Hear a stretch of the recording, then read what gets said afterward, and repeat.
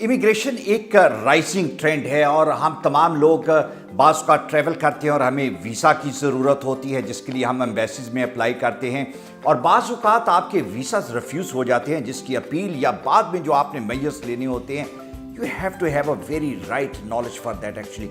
Immigration के लिए जहाँ पे हम अपने बच्चों के मुस्तकबिल के लिए बाहर के ममालिक में इमिग्रेशन अप्लाई करते हैं उसका भी हमारे यहाँ पे अनफॉर्चुनेटली ऐसे कंसल्टेंट मौजूद हैं जिनकी लीगल बैकग्राउंड नहीं होती, जो आप लोगों को बताते तो हैं लेकिन वो नीम हकीम वाला सिलसिला होता है। Just one has initiated a new program about immigration to buy, जिसमें हम लंदन, अमेरिका और कनाडा से जो प्रोमिनेंट ज्यूरिस्ट है वहाँ पे जो काम कर रहे हैं इमिग्रेशन में, हम उनसे इंपॉर्टेंट इश्यूज को डिस्कस करेंगे।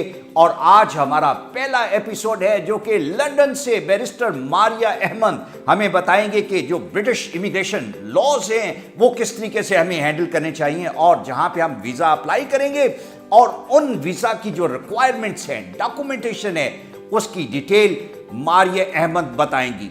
Over to Maria Ahmed in London. Welcome to the show. आज मैं आपके साथ हूँ इमिग्रेशन अपडेट्स के हवाले से। मोस्टली मैं कवर करूँगी एंट्री क्लियरेंस के टॉपिक्स को, जिस पे आई थिंक समर वेकेशंस भी करीब हैं और बहुत से हमारे सुनने वाले चाहेंगे कि वो यहाँ पे यूके में आएँ, अपने रिश्तेदारों से मुलाकात करें, अपने बच्चों के साथ टाइम स्पेंड करें। बहुत से प्रॉब्लम्स इस तरह से हैं एंट्री क्लियरेंस के हवाले से जिसमें लोगों को ये नो हाउ नहीं है कि जब एंट्री क्लियरेंस वो अप्लाई करते हैं एज ए डिपेंडेंट रिलेटिव या स्पाउस या विजिटर, सो उसमें क्या कॉम्प्लिकेशंस इन्वॉल्व हो सकती हैं and what sort of documents they need to enclose with their application and what sort of proof of their ties with the country they need to attach with the application. So जब हम visit application के हवाले से बात अगर हम करें तो विज़िट एप्लीकेशन पे हमारा एम्फेसाइज ये होता है कि a person is a genuine visitor, जो अपेंडिक्स वी में आप इमिग्रेशन रूल्स अपेंडिक्स वी में आप पढ़ सकते हैं कि उसमें ये बताया जाता है कि एप्लीकेंट को ये प्रूफ करना है कि उसके टाइज कितने ज़्यादा हैं उस कंट्री में जहाँ से वो ट्रैवल करके आ रहे हैं। अगर हम पाकिस्तान की मिसाल लेते हैं, फॉर एग्जांपल आप पाकिस्तान से यूके आ रहे हैं ट्रैवल करने और आप अपने सिर्फ रिलेटिव्स को मिलने आ रहे हैं, समर वेकेशंस के लिए आ रहे हैं, अपने बच्चों से मिलने आ रहे हैं या बहन भाइयों से मिलने आ रहे हैं। So what you need to do only is, अगर आप काम करते हैं तो अपने काम से छुट्टी का लेटर आप साथ लगाएंगे। आपके बच्चे अगर साथ आ रहे हैं तो उनके स्कूल्स के वेकेशंस का जो भी लेटर है वो आप साथ लगाएंगे। और इसके अलावा अगर आप काम करते हैं या अगर आप बिजनेस करते हैं तो आपको अपने bank accounts as a proof that yes you are able to support your trip and yes you are able to come back, because आप वहाँ पे जा रहे हैं सिर्फ सैर करने के लिए और आप वापस तशरीफ़ लाएंगे अपने मुल्क में। जब जहाँ गलती होती है जिस पे most of the time refusals आते हैं, उसकी वजह ये होती है कि हमारा बहुत ज़्यादा एम्फेसाइज हो जाता है जो स्पॉन्सर यूके से आपको स्पॉन्सरशिप लेटर डिक्लेरेशन भेज रहे हैं, वो बहुत ज़्यादा एम्फेसाइज इस बात पे करते हैं कि हमारी इतनी इनकम है और हम इनको अकोमोडेट कर सकते हैं, हम इनका एयर फेयर दे रहे हैं, टिकटिंग दे रहे हैं। अभी क्या होता है कि this is sort of wrong legal advice जिसकी वजह से इस किस्म के स्पॉन्सरशिप डिक्लेरेशन जाते हैं और एंट्री क्लियरेंस ऑफिसर जब इस तरह के एप्लीकेशन को देखता है तो वो ये देखता है कि ओके ये तो सब कुछ जो है यहाँ का यूके का स्पॉन्सर कर रहा है, तो मैं ये किस तरह से असर्टेन करूँ, किस तरह से डिसाइड करूँ कि ये बंदा जो पाकिस्तान से या इंडिया से जहाँ से भी आ रहा है ये वापस अपनी कंट्री में आएगा और ये यहाँ पे रहेगा, क्योंकि अपेरेंटली तो लगता है कि किसको सब कुछ सारी सपोर्ट जो है यूके से ही आ रही है, which is wrong, absolutely wrong application. और ऐसी एप्लीकेशन में फिर रिफ्यूज़ल ही आता है। इसलिए जब whenever you go for the application, go to the right solicitor जो आपको एग्जैक्ट एडवाइस देंगे according to the rules appendix V जो कि विजिटर्स के लिए है इन इमिग्रेशन रूल्स। आपको उसमें क्लियरली लिखा हुआ है कि आपको किस तरह से टाइज अपने कंट्री में शो करने हैं कि आपके अपने कंट्री में टाइज हैं, आप अपने सेल्फ सफिशिएंट हैं, आप सिर्फ वहाँ विजिट के लिए आ रहे हैं, तो purpose is only to visit, either it is to see the relative, either it is to attend a wedding, either it is just summer vacations. If your parents are here, you want to see them. अगर आप खुद parent हैं और अपने बच्चों को मिलना चाहते हैं तो आप छुट्टियों में सिर्फ बच्चों को मिलने आ रहे हैं, That's how it will work. Otherwise, straightforward refusal. अब अगर हम बात करें जो एंट्री क्लियरेंस एप्लीकेशन है स्पाउस की, वो उसके लिए मुझे बहुत ज़्यादा क्वेरीज आई हैं कि स्पाउस के एंट्री क्लियरेंस के लिए किस तरह से कन्फ्यूजन होती है लोगों को. मोस्टली लोग एजेंट्स के हत्थे चढ़ जाते हैं, जिसके बाद उनको काफ़ी ज़्यादा ट्रबल्स होती हैं. और अगर इमिग्रेशन हिस्ट्री आपकी एक दफ़ा ख़राब हो जाती है, यानी उस पर रिफ्यूज़ल्स आ जाते हैं, तो ये प्रॉब्लम बहुत बढ़ जाता है, क्योंकि एक रिफ्यूज़ल, 2 रिफ्यूज़ल और उसके बाद आपकी इमिग्रेशन हिस्ट्री रियली बैड हो जाती है.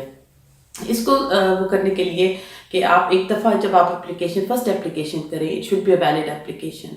इसके लिए आपको पता होना चाहिए कि आपकी रिक्वायरमेंट्स क्या हैं. इसके लिए रिक्वायरमेंट्स जो हैं, इसके लिए स्पेसिफाइड एविडेंस है which is required by the home office actually, जिसमें आप खुद चेक कर सकते हैं इमिग्रेशन रूल्स में स्पेसिफाइड एविडेंस को. अगर आप चाहें जो अपेंडिक्स SE है उस पर अगर आप चाहें तो आपको सारे एविडेंस मिल जाएंगे, मगर मैं आपको थोड़ा थोड़ा एक्सप्लेन करती हूँ. नंबर 1, आपका जो स्पॉन्सर, जो स्पाउस आपके UK में है, उनको मीट करना income threshold 18,600. This is quite important to know कि इसके साथ साथ आप उसमें सेविंग्स भी ऐड कर सकते हैं. अगर कोई 18,600 नहीं अर्न कर रहे, विच इज़ बिकॉज यहाँ पे जो बेसिक वेजेस है दैट इज़ £7 समथिंग. मोस्टली लोगों की वेजेस यहाँ पे £8 समथिंग पर आवर के हिसाब से होती हैं. और इस सूरत हाल में अगर देखा जाए तो ये तकरीबन 13-14 हज़ार से ज़्यादा बहुत मुश्किल है कि यहाँ पे अर्न कर सकें लोग पर मंथ. लेकिन होम ऑफिस की रिक्वायरमेंट ये है कि आपकी अर्निंग 1550, अगर 18,600 को हम डिवाइड करें 12 से, तो £150 के अराउंड होनी चाहिए. इसको आप किस तरह से कर सकते हैं अपने सेविंग्स के साथ, उसके लिए एक फार्मूला है. अगर आप मुझे फर्दर इंक्वायरीज भेजेंगे कि अगर आपके पास कितनी इनकम है और कितनी सेविंग्स है, तो उसके अकॉर्डिंगली मैं आपको बता सकती हूँ कि आपकी एप्लीकेशन सक्सेसफुल हो सकती है या अनसक्सेसफुल हो सकती है. अच्छा, ये तो हो गया इनकम थ्रेशहोल्ड का मामला, which is quite serious and quite sensitive. इसके साथ साथ हमें सिर्फ ये कि 6 महीने की वेज स्लिप्स लगानी है, 6 महीने की मंथ्स की जो हमें बैंक स्टेटमेंट चाहिए हैं, और हमें P60 चाहिए जो उनका एवरी ईयर यहाँ पे इशू होता है. ये बात हो गई जो एम्प्लॉयड लोग हैं उनके लिए. There is second category which is self employed, तो उनको भी यही इनकम थ्रेशहोल्ड मीट करना है. और उसके लिए उनके चाहिए होंगे, इधर जो लोग जॉब करते हैं उनके लिए तो 6 महीने के लिए चाहिए, लेकिन जो लोग बिजनेस करते हैं, जो सेल्फ एम्प्लॉयड हैं, उनके लिए 12 महीने के अकाउंट सबमिट करना ज़रूरी है. लास्ट ईयर के ऑडिटेड अकाउंट और दिस ईयर के अनऑडिटेड अकाउंट्स, प्लस उनकी 12 महीने की बैंक स्टेटमेंट्स, जो ये कंक्लूड करें कि वो अपनी इनकम रिक्वायरमेंट को मीट कर रहे हैं. इसके अलावा जो चीज़ें हमें चाहिए उसमें है कि इंग्लिश पास करने का A1 का सर्टिफिकेट होना बहुत ज़रूरी है. अगर उन्होंने A1 IELTS A1 लेवल पे पास किया है तो that is fine. TB test pass करना बहुत ज़रूरी है. जो हमारे इंग्लिश रिक्वायरमेंट है वो 2 साल की, उसकी एक्सपायरी 2 साल के बाद होती है, और जो हमारा TB टेस्ट है ये 6 मंथ्स के बाद एक्सपायर हो जाता है. अब हम उसकी तरफ आते हैं एकोमोडेशन की तरफ, जो स्पेसिफाइड एविडेंस पे रिक्वायर्ड होता है. एकोमोडेशन के लिए यहाँ पे स्टेट पहले काउंसिल किया करते थे, लेकिन अब जो हैं ये करते हैं estate agents and solicitor. Some solicitor firms भी ये सर्विसेज प्रोवाइड करती हैं कि जहाँ पे स्टेट एजेंट्स जाके आपके घर के रूम्स के मेजरमेंट करते हैं और वो बताते हैं कि suitable accommodation is available, and if the person joins and comes here so the accommodation will not be over crowded. For example, अब एक 2 बेडरूम पे एक आप अप्लाई कर रहे हैं फॉर स्पाउस एंट्री क्लियरेंस, और इस घर में 2 लोग रहते हैं, फॉर एग्जाम्पल एक और 2 बेडरूम अवेलेबल है. सो अगर वो वहाँ पे अगर आपका स्पाउस आता है रहने के लिए, so it will not be over crowded, क्योंकि ओनली 2 लोग रह रहे हैं, और spouses obviously they will be having 1 bedroom. So दूसरा बंदा अगर कोई और रह भी रहा है तो वो दूसरे बेडरूम में अकोमोडेट हो जाएगा. So that will be according to the occupants of the home. ये स्पेसिफाइड एविडेंस है जो चाहिए होते हैं होम ऑफिस को. And plus relationship establishment, that is really really important, जहाँ पे बहुत से लोग इस वक्त के रिफ्यूज़ल्स आ जाते हैं जहाँ पे वो प्रॉपर एविडेंस इंक्लोज नहीं करते. रिलेशनशिप रिक्वायरमेंट्स कैसे चाहिए होम ऑफिस को? Number 1, your marriage certificate. Marriage certificate obviously should be, एक तो जैसे उर्दू में निकाहनामा वगैरह होता है, इसके अलावा हमारे पास नादरा کا सर्टिफिकेट भी मैरिज के उधर से रजिस्ट्रेशन का इशू करते हैं वो। उसमें ऑलरेडी इंग्लिश एक पार्ट पे उर्दू होता है और एक पार्ट में इंग्लिश में उसमें ट्रांसलेट किया होता है, लेकिन हमें जो ओरिजिनल मैरिज निकाहनामा है उसके इंग्लिश ट्रांसलेशन अटेस्टेड चाहिए होती है जो हमने एंक्लोज करना होता है।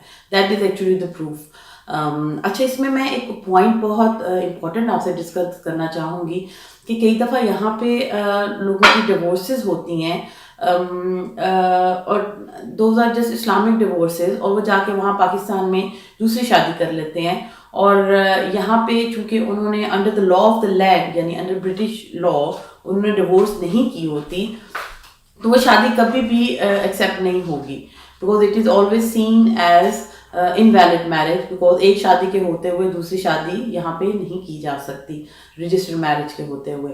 सो इन दैट सिचुएशन सबसे पहले आप यहाँ पे जो लोगों की शादी है सबसे पहले वो यहाँ पे रजिस्टर्ड डिवोर्स करें और उसके बाद जाके वहाँ पे शादी करें। और अगर किसी कोई ऐसी वजह है कि उनके पास डिवोर्स अभी नहीं हुई लेकिन जाकर वो शादी रजिस्टर करा चुके थे, अब वो एप्लीकेशन करना चाहते हैं, सो वो पहले यहाँ पे अपनी जो है डिवोर्स को रजिस्टर करें और उसके बाद शादी को नई डेट के साथ इंदराज करवाएं नादरा पे या निकाहनामे पे, और उसके बाद वो डॉक्यूमेंट्स इनक्लोज करके फिर एंट्री क्लियरेंस अप्लाई करें। अदरवाइज जो है ये वैलिड मैरिज कंसिडर नहीं होगी।